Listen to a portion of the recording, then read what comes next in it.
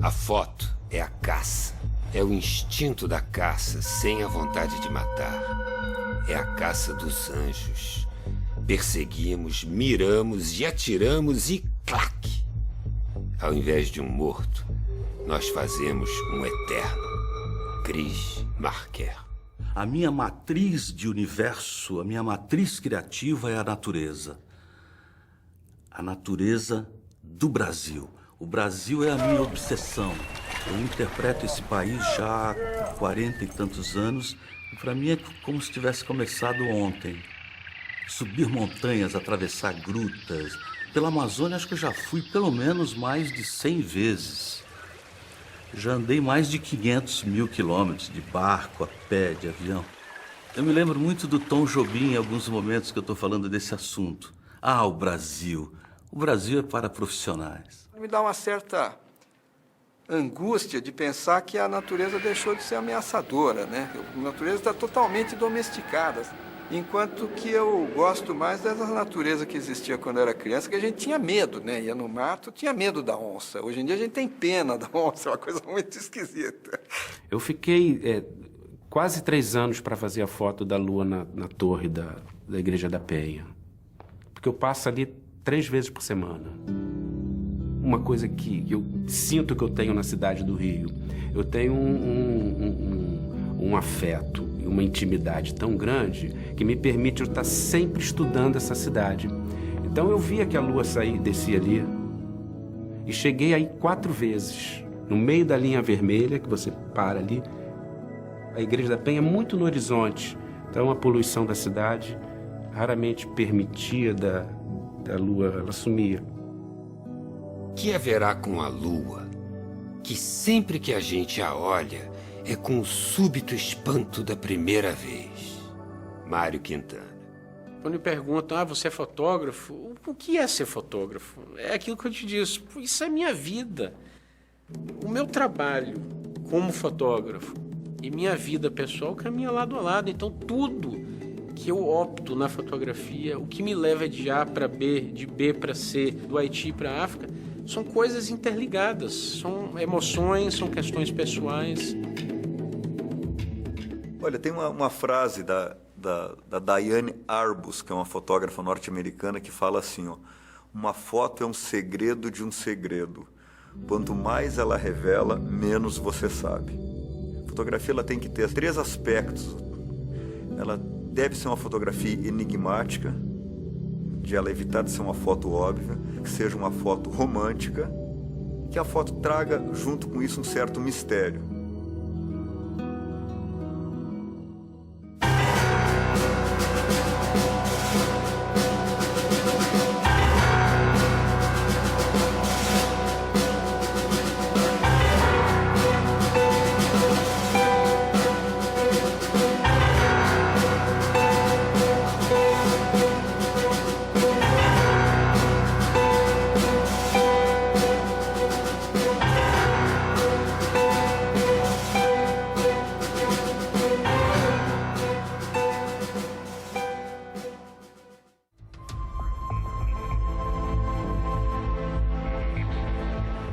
Vamos, vem ver o reino vegetal.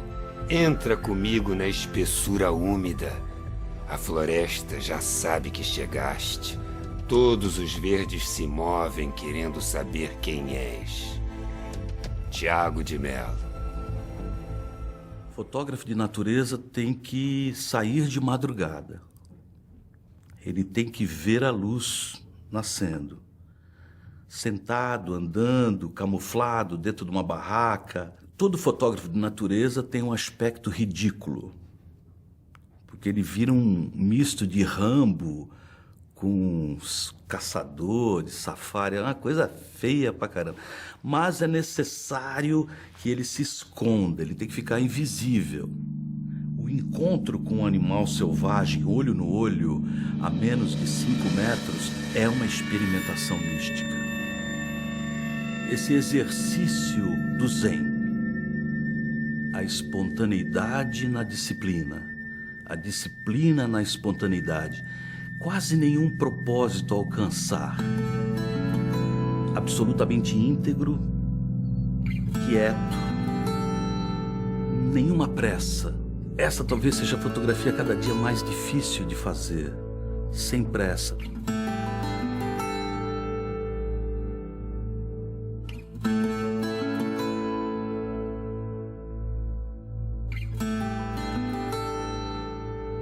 O fato de eu ver esse bicho, né, esse tubarão branco, né, enorme, eu vi uns 5 metros, que é uma aparição, né, mudou minha vida. Eu virei mergulhador. Foi por isso que eu comecei a mergulhar.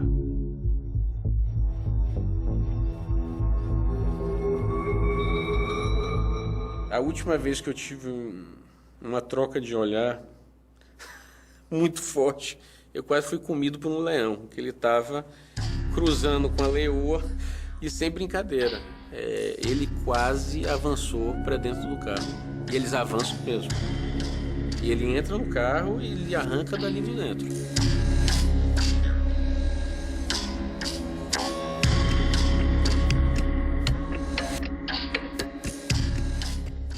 Aí essa história é mais engraçada ainda, porque eu tenho fotos de 2 leões, não sei se é um programa para menores ou para não menores, mas transando, né? 2 zebras você não consegue distinguir. Macaco todo mundo sabe, mas leão?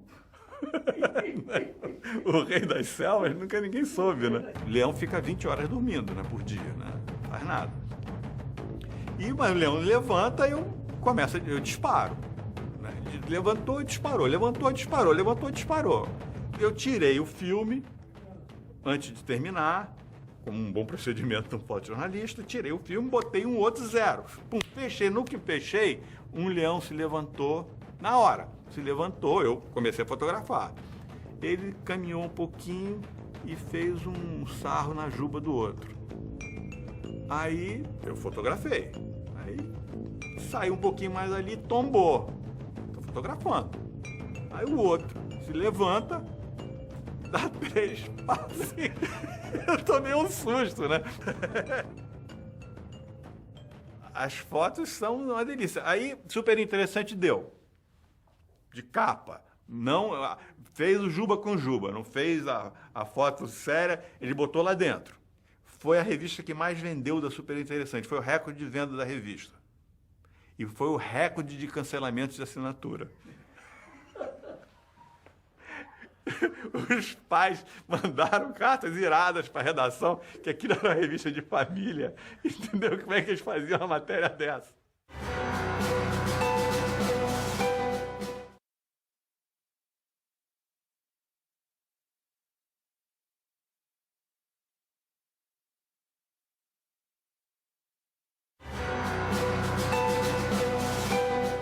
Essa é uma foto que foi feita com uma câmera transformada para captar o infravermelho. Foi feita num tripé com um tempo razoavelmente longo. Então ela não dá um colorido que tenha relação com o colorido original visto na cena, né? E ela dá uma relação de tonalidades diferente também. Ou seja, ela transporta um pouco para essa questão mais inconsciente, essa questão mais do sonho. Eventualmente, se ela tiver sucesso, de um certo maravilhamento.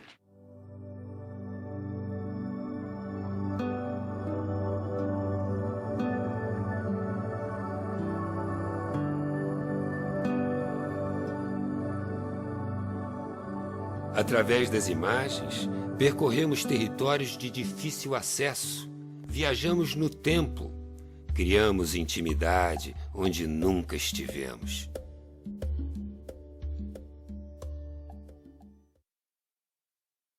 Qual é a função do fotógrafo? Reconstruir o mundo. É transformar o banal em algo revelador. Nesse caso foi uma biguatinga, que eu acredito que eu tenha conseguido transformá-la em toda a sua real grandeza, porque ela parou, depois que ela mergulhou, ela foi para um galho. A palmeira é meio verde e amarela, né? Deu um fundo fantástico. E ela abriu as asas para se secar. Quando ela abre as asas, ela mostra uns pontos que ela tem na asa, que são cor de chumbo acinzentado claro. Ela virou para o outro lado numa forma que, como é difícil descrever a imagem, né? Uma forma que de uma harmonia tão grande, mas essa é uma foto para permanecer. Esse trabalho surgiu de uma forma simples. Estava na praia, minha mulher passeando, de repente ela avistou parecendo uma árvore. Ela disse, olha que coisa curiosa. Eu olhei e disse, peraí, uma árvore perfeita. Chegou de Salvador, eu olhando, eu disse, olha, isso aí dá uma ideia de um ensaio. E vou fazer esse ensaio.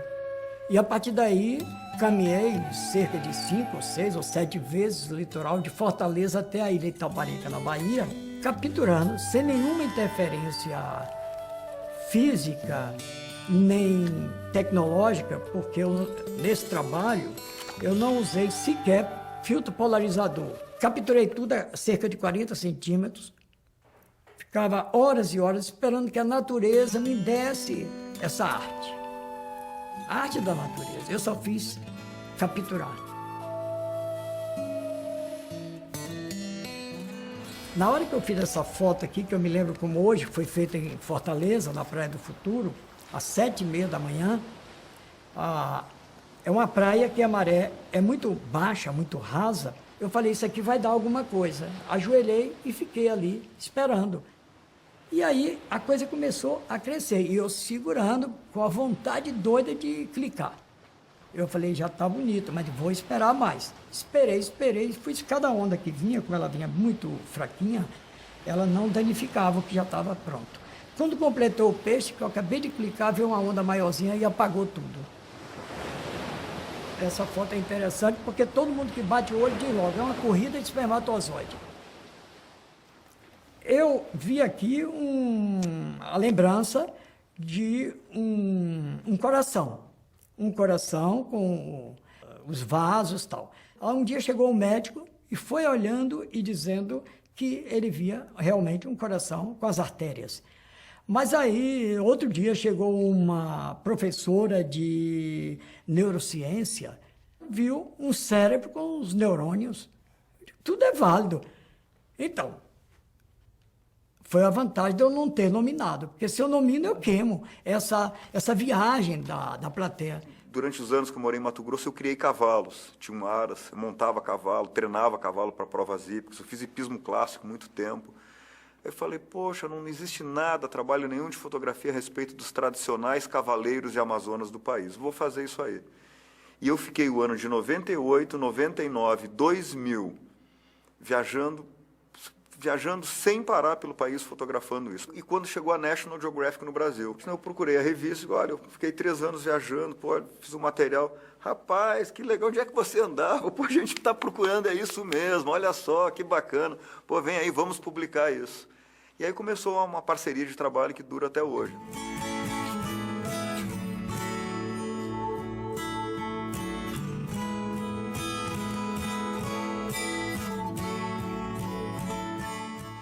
Eu procuro fazer uma fotografia documental assim, com liberdades poéticas. Uma fotografia que ela tem pouco ou nenhum compromisso com a objetividade. Eu gosto de trabalhar com aspectos subjetivos. Só fazer fotografias boas não é suficiente, né? Se você voltar com fotos maravilhosas, isso aqui serve para quê? Então você tem uma questão, você tem um tema para tratar, você precisa de uma narrativa, né? Começo, meio e fim, como é que você constrói um roteiro para essa história, quem são os personagens, como que você aborda esses personagens, isso é uma coisa que o cinema trabalha isso de uma maneira muito elaborada, né? Gosto muito de fotografar no Brasil. O Brasil é um país lindo, é um país... Tem tudo que você imagina. O Brasil é uma luz maravilhosa, é o país que tem a melhor luz do mundo. Agora estou fazendo um trabalho, Missa do Vaqueiro, aquela missa criada pelo Luiz Gonzaga, lá em Serrita. É uma coisa de uma emoção. É uma semana de festividade. No sábado e no domingo, aquilo é só dos vaqueiros. No sábado é a pega do boi no mato, que é onde os vaqueiros vão pegar o boi, se massacrar, se arranhar todo, dentro da Jurema, que é cheio de espinho. Ele volta com a cara toda estragada. E eu sugeri o vaqueiro usar um óculos daquele que usa aqui na fábrica. Ele disse, o senhor é doido, você está pensando que eu sou... Isso aqui, nós não vai usar óculos, isso aqui é coisa de... Tá doido? Eu sou macho. Tá pensando que vaqueiro vai usar essa coisa lá da cidade, da sua cidade grande do Rio de Janeiro? Não, meu amigo, não é porque protege os olhos e tal, nada disso. Tem que pegar o boi é na raça. Tá bom, me desculpe. Impressionante a relação do homem-animal, o cara dormindo debaixo do cavalo ali. É impressionante, eu fiquei emocionado com aquela cena, é incrível.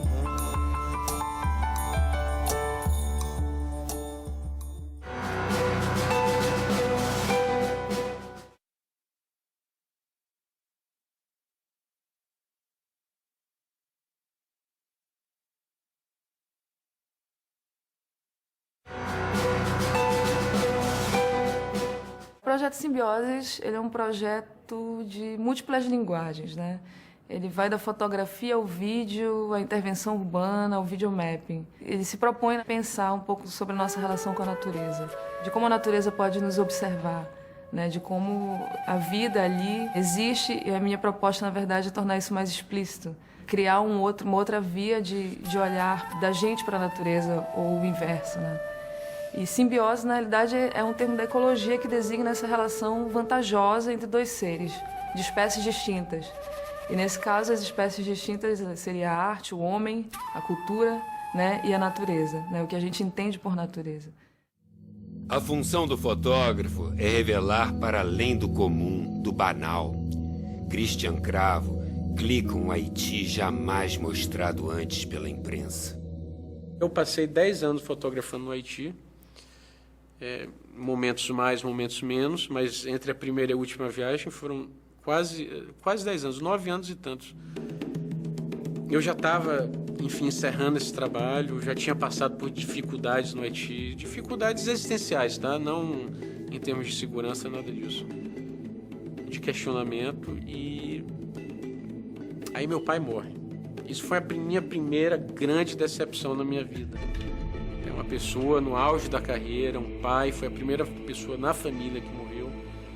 E eu tinha ido para a África inúmeras vezes, enfim, lugares distintos da África, mas uma coisa completamente diferente do que eu estou fazendo agora. E, esteticamente falando, a África começou a vir à minha cabeça como uma possibilidade de fugir, de ser um antídoto de tudo aquilo que eu tinha fotografado até então no Haiti.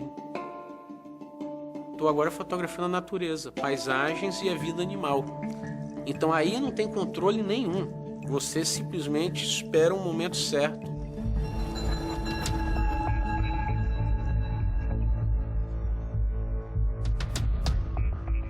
A arte é a contemplação. É o prazer do espírito que penetra a natureza e descobre que a natureza também tem alma. Auguste Rodin. Eu comecei a mergulhar e comecei a fotografar e fiz 2 livros de fotografias subaquáticas. E o meu maior público, o meu maior consumidor voraz são os netos dos meus amigos e os filhos dos meus amigos.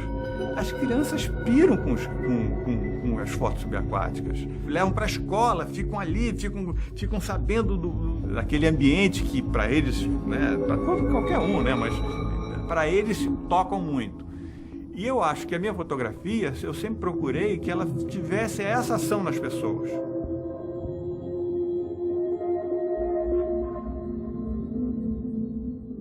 Eu trabalhava na sucursal do Estado em 1976. Eu tinha 6 anos de fotografia, eu acho. E um vereador me falou, olha, estão destruindo toda a Mata Atlântica de um lugar maravilhoso. Jureia quer dizer ponta saliente. É uma estrutura de granito guinás, uma montanha fantástica. E 4 anos depois, o presidente Figueiredo desapropria toda a região para a construção de 2 usinas atômicas. Nesse exato momento, minha fotografia ganhou ideologia.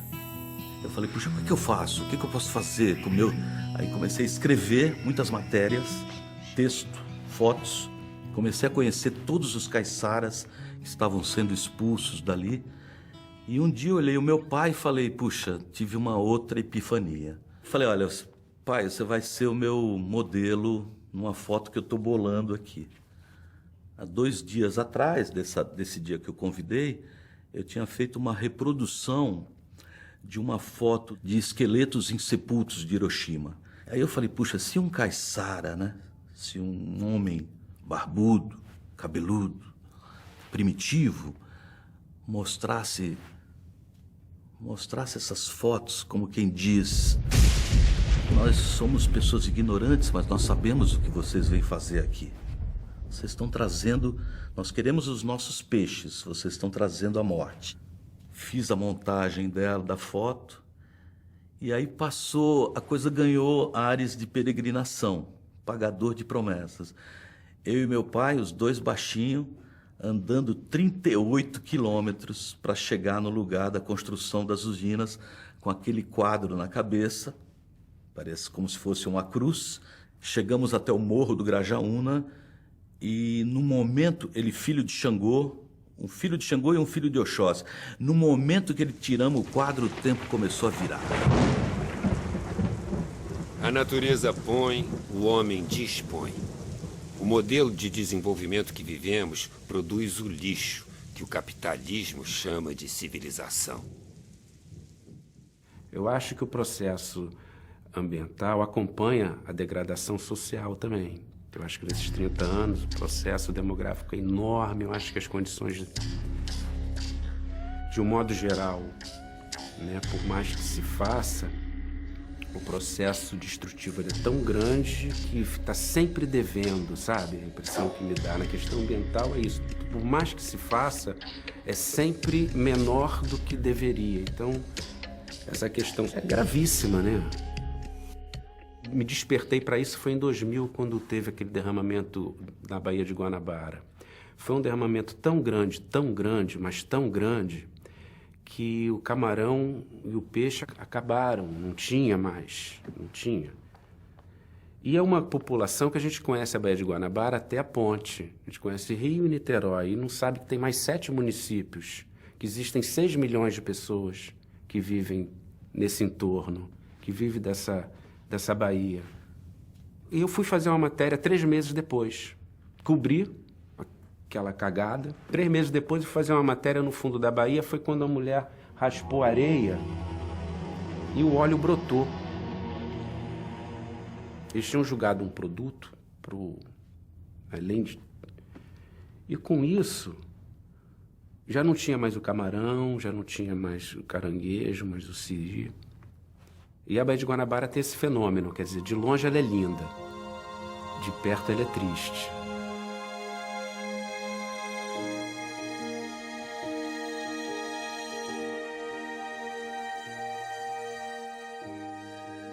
Trate bem a terra. Ela não foi doada a você por seus pais. Ela foi emprestada a você por seus filhos. Provérbio africano. Toda a ciência fala que esses eventos de secas e enchentes vão ser uma norma do futuro e que nós, né, temos que, de alguma forma, estar preparado. Peguei um avião e fui fotografar essa condição extraordinária dessa maior seca, esse evento extremo, essa ideia sua inicial, né, de contar toda a história numa imagem. E você tem uma situação que parece que, quando você olha assim a princípio, você pensa que é uma banheirazinha com um barquinho de brinquedo, né? Porque é meio inusitado, né? Que você vê uma terra seca, uma coisinha e um barquinho. Aí quando você vai ver, tem um ser humano. Aí você vê a dimensão, é um mega barco, entendeu? Barco de 3 andares que está aprisionado numa pocinha. O resto tudo em volta seco.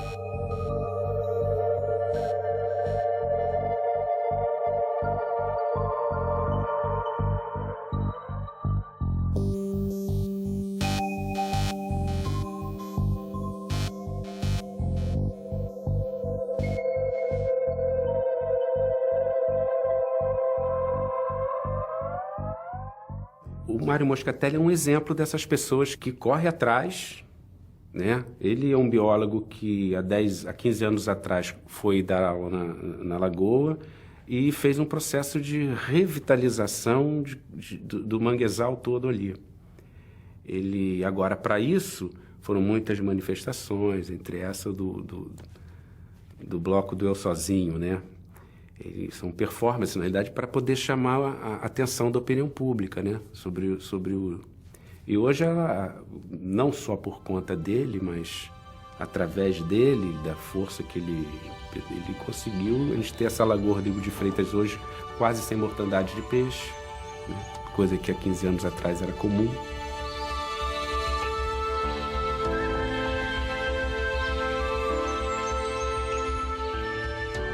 A fotografia pode ser uma arma de transformação. Hoje é considerada a primeira vitória ecológica no Brasil. A região da Juré hoje é uma estação ecológica e uma área de proteção ambiental de 120 mil hectares. A fotografia nos permite mais do que registrar o mundo em que vivemos. Ela nos possibilita expressar o mundo em que queremos viver.